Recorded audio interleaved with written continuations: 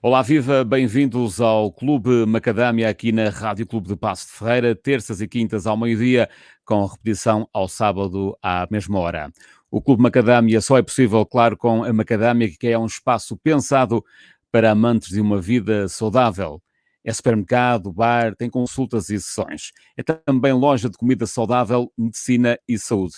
Fica na rua Doutor Queiroz Ribeiro, 137, aqui na cidade de Paço de Ferreira. Hoje estamos aqui com a segunda parte sobre o tema medicina tradicional chinesa. E connosco a Soraya Martins. Bem-vinda.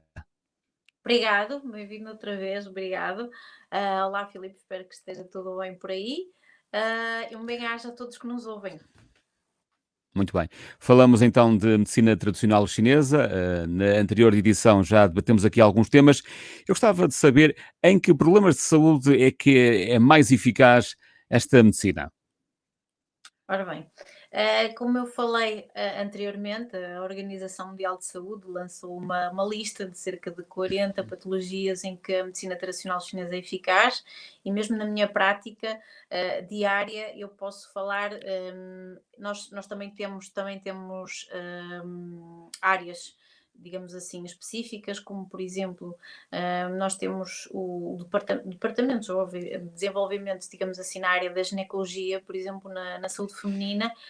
Temos eficácia em problemas, por exemplo, cada vez mais é conhecida a medicina tradicional chinesa, por exemplo, na ajuda em fertilidade, em tratamentos de fertilidade, por exemplo, quando estamos a falar de problemas de síndrome pré-menstrual, menopausa e tudo, até mesmo portanto, na gravidez, na própria gravidez, porque muitas vezes as grávidas não podem tomar uma série de medicação, então a medicina tradicional chinesa ajuda nesse sentido, porque não é utilizada a medicação, então tem efeitos muito bons também para a grávida e para o bebê. E, por exemplo, também é muito famosa em tratar problemas musculoesqueléticos, como dores no fundo das costas, na lombar, dores nos ombros, pescoço, muita tensão, torcicolos.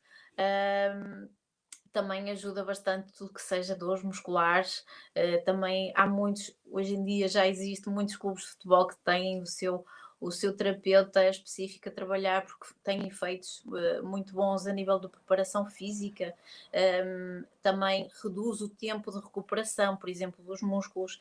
Também é famosa também por causa em problemas oncológicos, na diminuição dos efeitos secundários da quimioterapia, isto é, trabalhar em complemento com os tratamentos oncológicos, por causa da quimioterapia e dos seus efeitos, ajuda a reduzir bastante os efeitos. Problemas neurológicos, ajuda bastante a não o avanço, digamos assim, por exemplo, em problemas de Parkinson, ajuda bastante a acupuntura, sempre em complemento com medicina ocidental, obviamente. Um, Na fibromialgia, no reumatismo. Há muitos anos que eu tenho muitos pacientes com artrites, com artroses, porque a medicação é um bocadinho, às vezes é um bocadinho pesada, então a acupuntura ajuda bastante a reduzir a medicação, e também ajuda a pessoa a lidar um bocadinho mais com essa dor e não a sentir tanto a dor. Ela ajuda bastante em problemas essencialmente crónicos de saúde, e muitas vezes complementa também a parte ocidental, a parte da medicina ocidental também complementa muito e ajuda nesse sentido. Ahm, Às vezes é complicado, quando me fazem essa pergunta, às vezes é complicado saber tanta coisa, tantas áreas, mas essas são as mais comuns. E até também no caso, por exemplo, quando falamos da obesidade, quando falamos na ansiedade, na depressão, ajuda bastante. Eu trabalho às vezes em parcerias com psicólogos em problemas de ansiedade, ataques de pânico, depressões. Também, por exemplo, como eu estava a falar, na fibromialgia, ajuda bastante as pessoas a lidarem muito com a doença. Também é famosa por ajudar nos tratamentos antitabágicos, por exemplo. Vícios. Nesse aspecto, a medicina tradicional chinesa tem uma aplicação bastante vasta, digamos assim, em várias áreas. Eu já, assumo que já fiz, este tipo de medicina tradicional, chinesa. Não pratiquei, mas fui um atento, como é óbvio. Hã, Gostava que me dissesse qual a diferença. Eu já também experimentei as 2, as agulhas normais, aquelas que tradicionalmente nós conhecemos, mas há umas que elas queimam, mas, segundo dizem, são mais eficazes. Qual a diferença desses géneros de agulhas? Ora bem, é assim, é um bocadinho difícil, falar assim nesse sentido de: "Ai, são mais eficazes". Ora bem, depende muito. Quando nós fazemos o diagnóstico, depende muito, em que situação é que utilizamos. No caso, tem a ver com exatamente com o síndrome, nós chamamos síndromes, nós não temos nomes para doenças, chamamos síndromes. Depende muito especificamente. Há síndromes que é extremamente eficaz, e há outros que não se deve utilizar sequer. Pronto, digamos assim. Nós falamos sempre muito em termos como calor, frio, vento, portanto, são os termos que nós utilizamos também em diagnóstico e, por exemplo, em situações em que existe calor, por exemplo, não devemos utilizar essas agulhas, mas, por exemplo, quando existe síndromes de frio, são extremamente eficazes e funcionam muito bem. É um pouco por aí, vá. Todas as técnicas que nós utilizamos de medicina tradicional chinesa, por isso é que é tão importante o diagnóstico, isso é o mais fundamental. Geralmente é o que demora mais tempo. As primeiras consultas são sempre mais demoradas, eu pelo menos falo por mim. Demora mais ou menos 1 hora e meia, porque, exatamente por causa disso, porque é preciso fazer um diagnóstico muito preciso e depois, a partir daí, utilizamos a técnica que é mais indicada para a situação, digamos assim. Mas varia, como eu disse também anteriormente, varia muito também de terapeuta para terapeuta. Às vezes tenho pacientes que dizem: eu já fiz acupuntura e ele pôs uma agulha aqui, acolhi, mas nós temos cerca de mais ou menos 1000 e tal pontos de acupuntura. Portanto, a variedade e a conjunção de pontos é vasta e, portanto, muitas vezes nós utilizamos também conforme a situação no dia em que a pessoa chega. Muitas vezes nós temos situações em que as pessoas chegam-nos e, e naquele dia aconteceu algo que provocou, digamos assim, uma situação de grande stress à pessoa, e nós temos, se calhar, o mais importante é focarmos nessa situação para resolver o mais rápido possível e depois vamos ao resto. Portanto, é sempre o mais grave, digamos assim, nós devemos sempre focar o que preocupa mais a pessoa. Portanto, isso determina também um diagnóstico mais específico. E no caso das agulhas, é um pouco também aí, nós utilizamos também conforme a necessidade da pessoa. Vamos imaginar que chega ao seu consultório uma pessoa com enxaquecas, por exemplo. Uhum. Hum, Sabe de imediato qual os pontos que deve, picar, para fazer o tratamento, de uma enxaqueca? Consegue chegar lá rapidamente? Ah, isso é uma pergunta complicada. E vou explicar porquê. Como eu disse, o diagnóstico é muito importante. As enxaquecas têm, pelo menos na medicina tradicional chinesa, têm imensas origens. E também na medicina ocidental também já começam a ter essa perspectiva. Mas é um problema de saúde que tem várias origens. E nós temos que ir, digamos assim, tentar com o diagnóstico perceber qual a origem. E depois, ao mesmo tempo que eu estou a fazer o diagnóstico, estou a pensar exatamente que pontos devo usar. Não são iguais em todas as pessoas, não são. Obviamente que existem protocolos já estabelecidos e nós, quando estudamos protocolos já estabelecidos, mas obviamente que cada caso é um caso. E então, quando eu estou a falar com a pessoa, muitas vezes estou ao mesmo tempo a tentar perceber e na minha cabeça a tentar perceber os pontos que devo usar nesse sentido. E às vezes é necessário mais 2, 3 sessões para poder perceber o resultado e poder alinhar, digamos assim, essas arestas, alimar essas arestas, porque geralmente há fatores que nós não sabemos. E há fatores que nós não temos consciência e às vezes as pessoas lembram-se na segunda consulta: é verdade, eu esqueci-me, eu tive isto e tive aquilo. E isso também influencia bastante o tratamento que nós vamos fazer, porque é muito diferente uma enxaqueca.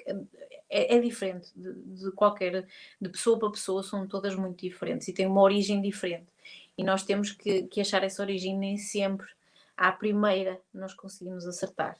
Hum, No seu caso, com a pandemia Covid-19, têm aparecido muitos casos, para tratamento e de que forma é que tentam, contornar, estas possíveis depressões, que todos nós estamos a passar com esta pandemia?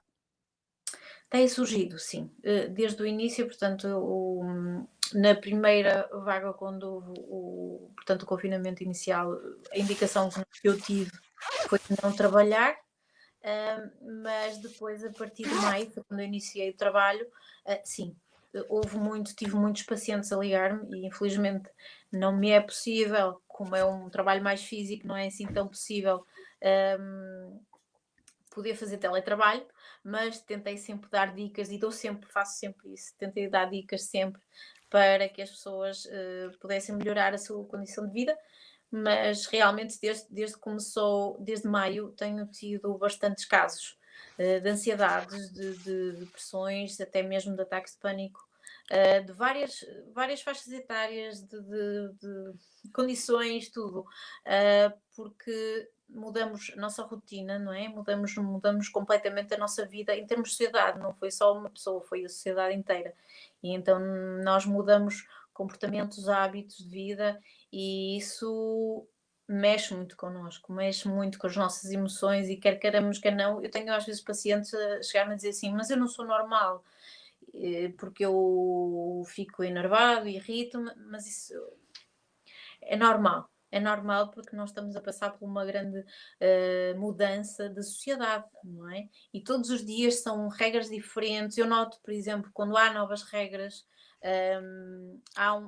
portanto, uma nova vaga, digamos assim, de pacientes que está muito ansioso, muito nervoso. É normal, porque nós estamos a passar por algo diferente do que alguma vez vivemos, pelo menos que temos memória, e então é um bocadinho complicado lidar e é normal nós não lidarmos da melhor maneira, e a medicina tradicional chinesa pode ajudar nesse sentido. E a medicina tradicional chinesa também pode ajudar, na cura de Covid-19? Ora bem, nós temos cura, nós não podemos falar em cura, digamos Cura assim. não, mas atenuar, não é?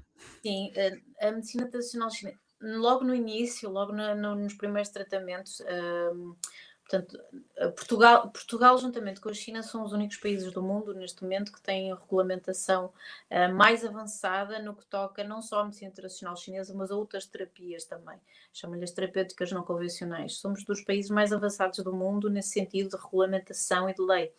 E a China, na altura, e eles têm um comitê de medicina tradicional chinesa, e eles logo lançaram um protocolo para poder ajudar no tratamento também de Covid e também na prevenção, porque isso também é muito importante, a prevenção. Como eu disse na edição anterior, é um dos pilares da medicina tradicional chinesa, é a prevenção da saúde. E neste caso, prevenirmos e estimularmos o nosso sistema imunitário e também termos boas emoções, digamos assim, ajuda bastante. Pelo menos a não, se estivermos infectados, a sermos assintomáticos, portanto, não termos grandes sintomas. E no início houve algumas notícias e até surgiu também algumas imagens de hospitais chineses que usavam a acupuntura para tratamento do Covid-19. E tinham terapeutas lá a trabalhar juntamente com a medicina ocidental no tratamento do Covid-19. Medicinas alternativas, complementares ou integrativas? Ora bem, isso é uma boa pergunta, porque eu confesso, eu não gosto do termo medicinas alternativas, e explico porquê. Não somos alternativa, isto é, não somos contra o sistema. Eu gosto muito do termo complementar e cada vez mais integrativo, porque eu trabalho como eu disse anteriormente, trabalho com outros terapeutas em conjunto, porque nós somos um ser, não é? Corpo, mente e espírito, somos um ser complexo, não é? E então penso que uma equipa é sempre muito mais eficaz do que simplesmente recorrermos só a uma terapia. E complementar, porque podemos complementar os tratamentos de medicina ocidental, ou também integrar tratamentos, por exemplo, de psicologia, integrar com medicina tradicional chinesa, tratamentos de. Eu, por exemplo, na minha própria consulta também já integro outras terapias que também são consideradas ocidentais, como a aromaterapia, a kinesiologia, e portanto, como eu, outros terapeutas o fazem, e também já existe, por exemplo, muitos fisioterapeutas que também já integram a própria acupuntura no seu trabalho. Portanto, eu gosto mais desses termos porque é isso que acontece. Também já existem médicos que já fazem acupuntura também, nomeadamente a nível de hospital de tratamentos da dor, por exemplo, já existe muitos médicos que fazem, penso que no Hospital de Santo António.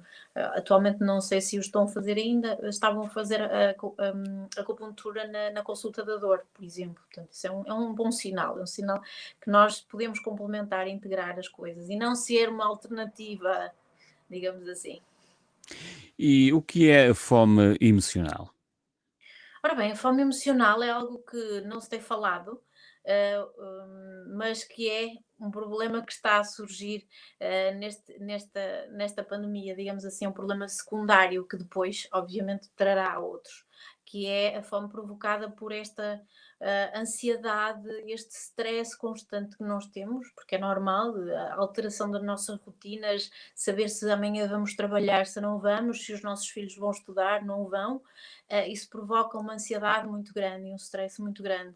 E geralmente as pessoas não procuram apoio nesse sentido, e então o que acontece é quando há essa digamos, essa ansiedade, é sempre o recorrer depois, recorremos, não é, à comida, não é, para compensar toda essa ansiedade, todo esse stress. Portanto, temos uma ligação, não é, emocional com a comida, e porque às vezes as pessoas têm dificuldade em perceber o que é fome, não é, o termos fome, o queremos alimentar o nosso corpo, ou o nosso corpo está-nos a pedir comida porque necessitamos, não é? Ou então a fome emocional.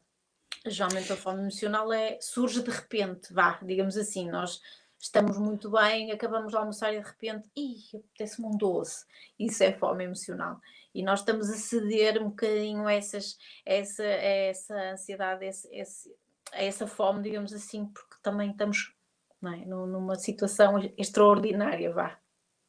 E de que forma é que a medicina tradicional, chinesa, consegue ver as emoções de cada um?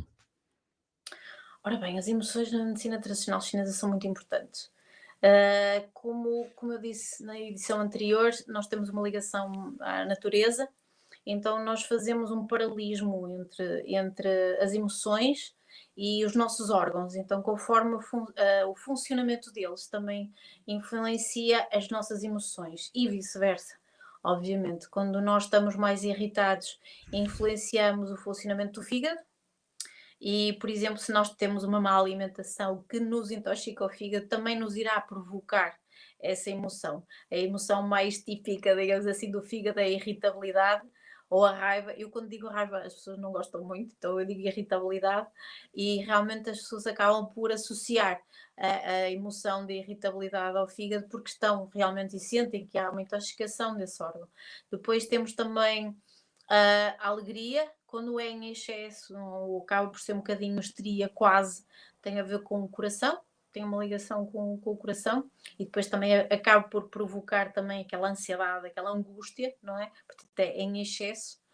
Depois temos também o baço, que tem uma ligação, é um órgão extremamente importante na medicina tradicional chinesa, porque tem uma ligação muito grande à terra, ao elemento terra, e ele tem a ver com o nosso pensamento lógico, tem a ver com a nossa lógica. Então, se Nós estamos com aqueles pensamentos repetitivos, muitas vezes típico, antes de irmos dormir, vem-nos toda a cabeça, e a cisma e cismarmos em coisas tem a ver muito com o baço. Ele não está bem, a indicação que ele não está bem, mas tem a ver com a nossa capacidade de raciocinar e pensar. Depois temos o pulmão, que está ligado à tristeza.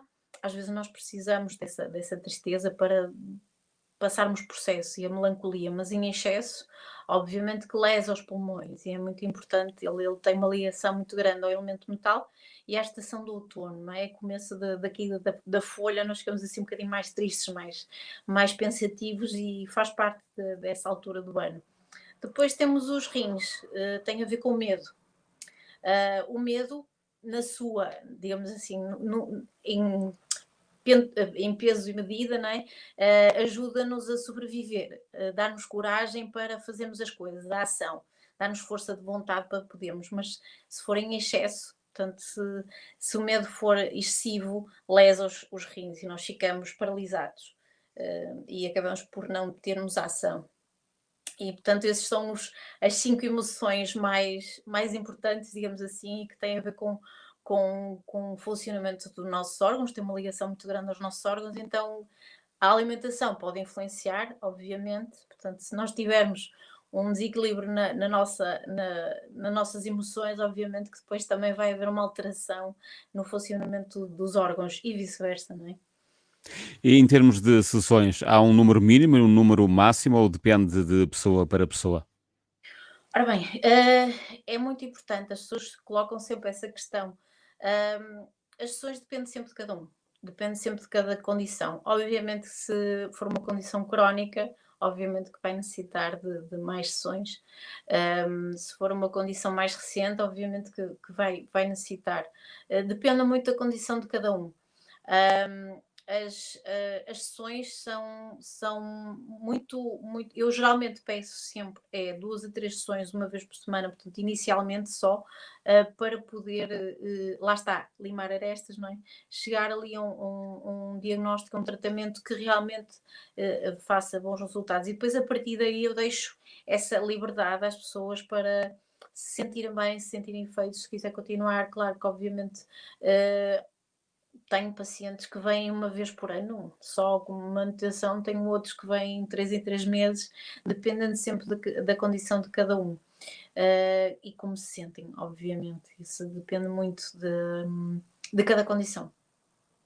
Muito bem, chegamos ao fim desta edição do Clube Macadâmia. Hoje falamos sobre medicina tradicional chinesa com a terapeuta Soraya Martins. Muito obrigado, Soraya. Nada, obrigado eu, foi um prazer estar aqui, e um grande abraço e um grande bem-aja para todos que nos estão a ouvir. Muito obrigado. Já sabe que pode ver e ouvir o Clube Macadâmia na Rádio Clube, em 101.8 e também radiopassos.pt, terças e quintas ao meio-dia, com repetição ao sábado, e mais tarde em vídeo pode aceder a radiopassos.pt ou, claro, nas redes sociais da Rádio Clube e também do Macadâmia. Para a semana temos uma nova edição. Fiquem bem.